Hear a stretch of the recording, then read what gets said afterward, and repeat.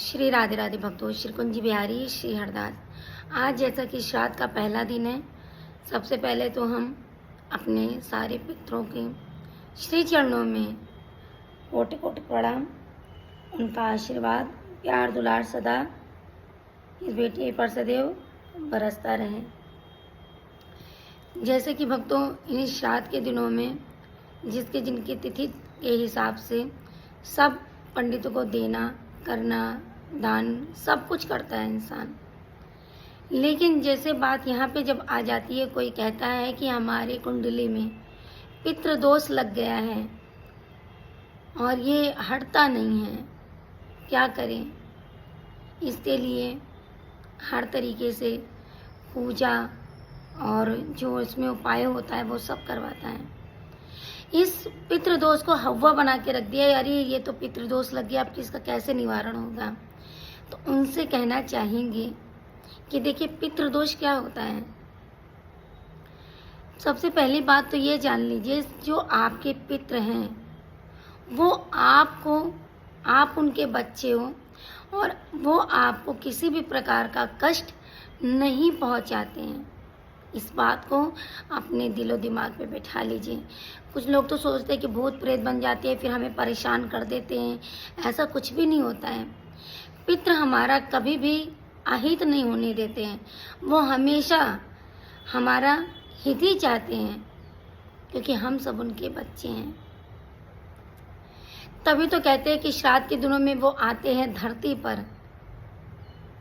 है सोचने वाली बात, बड़ी गहराई की है महाराज जी। वो धरती पर आते हैं, क्यों फिर करते हैं हम लोग इतनी पूजा, क्यों सब पंडितों से इतना करवाते हैं। बस हमारे जो पूर्वज होते हैं, हमारे पितृ होते हैं, वो इस बात से थोड़ा सा उनको लगता है कि जो हमारे बच्चे हैं वो हमारी ना रहने पर उनकी संतुष्टि के लिए जो पिंडदान गया वगैरह ये सब तो करवा देते हैं। लेकिन वो क्या बोझ समझने लगते हैं कि अरे लो हम ये करवा दे रहे हैं, ये करवा दे रहे हैं और इस तरीके से करवा देंगे। पर वहाँ पे कहते हैं श्राद्ध का मतलब क्या होता है। श्राद्ध का अर्थ होता है श्रद्धा भाव से किया हुआ आपका कार्य। महाराज जी, जब आप तो अपनी जिम्मेदारी समझ कर उसको हटा दोगे कि मतलब जिम्मेदारी मैंने कर दी, नहीं, आप श्रद्धा भाव से करा हुआ कार्य है तो वही आपका श्राद्ध कहला जाता है। हमारे पितृ ये नहीं कहते कि आप इतने दूर दूर तक जाओगे, हमें इतना पिंडदान जो भी सब कार्य होता है ये करोगे तभी हमें मोक्ष की प्राप्त होती है। वो तो बस आपसे आप उनको प्रेम कितना करते हैं महाराज जी, कितना आप उन्हें प्रेम करते हैं, उनके लिए आप क्या कर सकते हैं, वो भी श्रद्धा भाव से। जैसे कि इन श्राद्ध के दिनों में आ रहा है तो कहते हैं कि मैंने कहीं पढ़ा था कि उन जो हमारे जो जितने भी पूर्वज होते हैं ना, वो देखिए अपनी क्या कहते हैं जितनी भी जमा पूंजी लगाकर अपना घर बनाना सारा कार्य करते हैं और वो अचानक से छोड़ के सब दुनियादारी तो सबको छोड़ के जानी है, छोड़ के चले जाते हैं। और वही जो उनके बालक होते हैं, जो उनके घर के सब होते हैं, उसको अच्छे से नहीं कर रहे होते, खराब चीज कार्य में लगाते हैं, तो उनको देखने में बड़ा कष्ट होता है, इसीलिए वो परेशान हो जाते हैं। और बाकी हमारे पूर्वज कभी आपको कष्ट नहीं देते हैं, लेकिन थोड़ा सा दुखी हो जाते हैं। इसीलिए कहते हैं भक्तों, जब घर में कोई शुभ कार्य होता है तो कहते हैं हमारे पूर्वजों की थाली निकाल देना। मतलब हम भी उन्हें याद करते हैं, हमारे जो पूर्वज थे, मतलब 3 पीढ़ियाँ के जो आगे की भी पीढ़ी उसे भी हम याद करते हैं, उनके लिए थाली निकालते हैं। जैसे कि कुछ घर में शुभ कार्य होता है तो कहते हैं कि एक थाली हमारी भगवान की निकाल दो, वैसे तो डेली भगवान का लगता है, और एक थाली हमारी पूर्वजों की निकाल दो, क्योंकि वो भी तो ग्रहण करेंगे भोजन। आज उन्हीं की बदौलत तो हमें सब कुछ मिला है महाराज जी। अगर हमारे पूर्वज ना होते तो हम कहाँ से होते। आज हमारे पूर्वज है तो हम भी तो धरती पे बैठे हैं, उनका दिया हुआ तो खा रहे, उनका दिया हुआ तो उस मकान में रह रहे हैं हम अपने पूर्वज के यहाँ, पूर्वजों के घर पे। तो जैसे कि एक बात हम आपको बताएं कि जैसे जो श्राद्ध का समय चल रहा है, इन दिनों में जो कहना चाहेंगे जो धन से कर सकते हैं अच्छी बात है। जरूरी नहीं है कि श्राद्ध के दिनों में आप अपने पूर्वज के लिए तन से, मन से, धन से, जैसे भी आपसे बने वैसे करिए।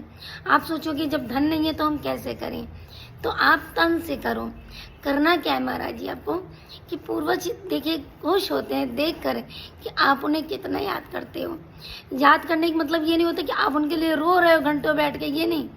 याद करने का मतलब आप उनके लिए पीपल के पेड़ पे जाइए, एक दीपक जलाइए, राधा राधा नाम का जाप करिए उनके लिए, ठीक है।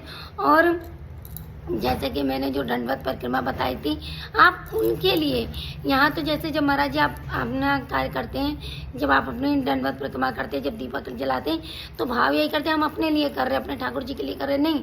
आप ठाकुर जी से हमें प्रार्थना कर रही हैं कि हे ठाकुर जी, हे किशोरी जी, हे राधा रानी, जितने भी मेरे पूर्वज हैं आप उनको अपने श्री चरणों में स्थान दें, ठीक है।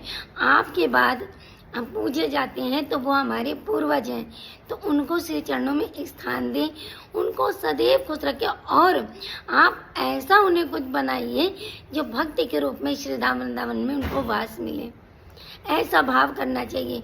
तो भक्ति अपने पूर्वजों के लिए करिए कि जितना ज़्यादा उनके लिए करेंगे, राधा राधा नाम का जो हम कीर्तन करने जा रहे हैं, राधा राधा नाम का माला जो जाप करने जा रहे हैं, ठाकुर जी आप हमारे पूर्वजों को लगे वो चीज़। जैसे आप कुछ पिंडदान में कुछ दान करते तो कहते कि हमारे पूर्वजों को लगे, वैसे ही कहते भक्तों भक्ति में बहुत ही शक्ति होती है। तो जितनी ज़्यादा भक्ति आप ठाकुर जी से कहोगे, ठाकुर जी हमारे पूर्वजों को लगे। एक बात यहाँ कहानी हमें याद आ रही है कि एक समय के बात है, दो भाई थे, ठीक है। दो भाई थे, एक जोगी था एक भोगी था। जो जोगी था वो बहुत पैसे वाला था और जो भोगी था वो निर्धन था, उसके पास पैसा नहीं था। तो जोगी भी क्या करता कि जब श्राद्ध का समय आया उसके पिताजी का, तो उसने कहा कि उसकी धर्म पत्नी ने कहा कि सुनो श्राद्ध आ रहा है तो कुछ करना चाहिए। तो उन्होंने कहा ये सब फालतू की बातें हैं, और जब पिताजी खत्म हुए थे तब तो हमने सब करा ही दिया, तो कुछ जरूरी नहीं करना।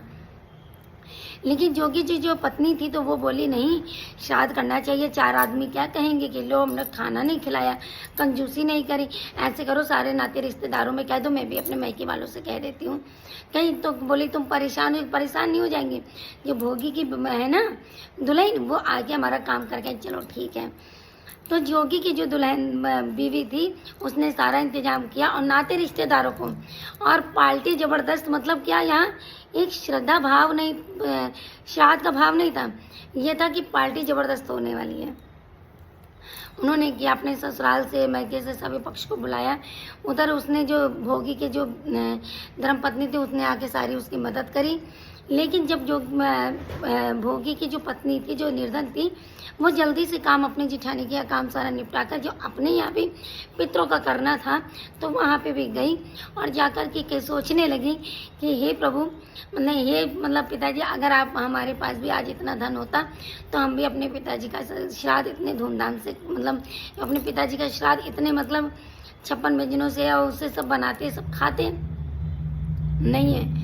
तो उसने क्या किया, फिर 2 रोटी बनाई, जैसे तैसे 2 जून की रोटी भी बड़ी मुश्किल से 2 रोटी बनाई, गुड़ रखा और गुड़ रखने के बाद 1 लोटे में पानी रखा, अगियारी करी और पितरों से हाथ जोड़ कर कहा कि हे पितृ देवता, हे महाराज, जितने भी आप पूर्वज हो आप भोजन ग्रहण करो आके, हमारे पास तो यही इतना है और हम क्या दे सकते हैं आपको। जब यहाँ पे जब सारे पितृ धरती पे आए और जोगी के घर जाके देखा कि सब इतना धूमधाम से सब चल रहा है, सब खा रहे पी रहे, लेकिन श्रद्धा भाव नहीं है, दिमाग में वो नहीं है कि पिताजी के लिए कर रहे हैं, ये तो एक पार्टी एक एंजॉय चल रहा है।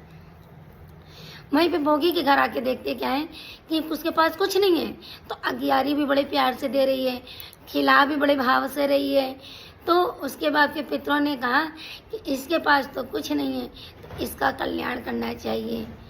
तो इसको इसके 2 जून की रोटी नहीं मिलती, इसके लिए तो उसके भी बच्चे भूखे थे, तो उन्होंने कहा कि मम्मी कुछ दो। तो भोगी की कहती क्या है कि भैया कुछ नहीं है, देखो जाके अगर कुछ किचन में रखा वहाँ पे देखें कि पितरों के आशीर्वाद से खूब किचन में खूब अनाज रुपया पैसा खूब मिला, तो जिससे कि भोगी की पति पत्नी दोनों बड़े खुश हुए और बोले सब हमारे पितृ देवता का आशीर्वाद है।